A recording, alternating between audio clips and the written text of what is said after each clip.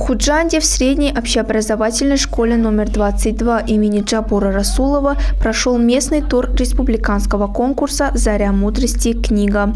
Инициатива лидера нации, президента Республики Таджикистан, уважаемого Эмомали Рахмона, сыграла действенную роль в популяризации чтения среди жителей страны, возрождении традиций чтения, сохранении ценностей и престижа книги.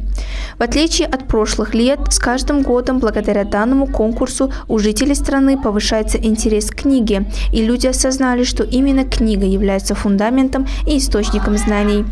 Ежегодно учащиеся данного учебного заведения принимают активное участие в республиканском конкурсе, а в этом году они тщательно подготовились к конкурсу. В целях привлечения большего количества участников по прямому поручению лидера нации, президента Республики Таджикистан, уважаемого Эмомали Рахмона, в положении о конкурсе в 2025 году были внесены изменения. Ограничения для участников конкурса были сняты, и отныне в этом конкурсе наряду с гражданами Республики Таджикистан могут активно участвовать граждане иностранных государств, в том числе соотечественники за рубежом.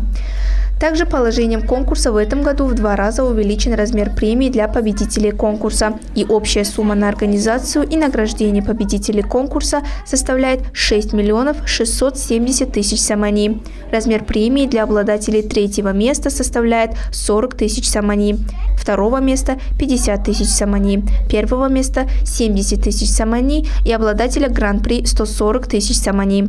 Также студенты, обучающиеся на договорной основе, в случае завоевания 1-го, 2-го и 3-х мест на республиканском этапе конкурса будут переведены на бюджетную форму обучения.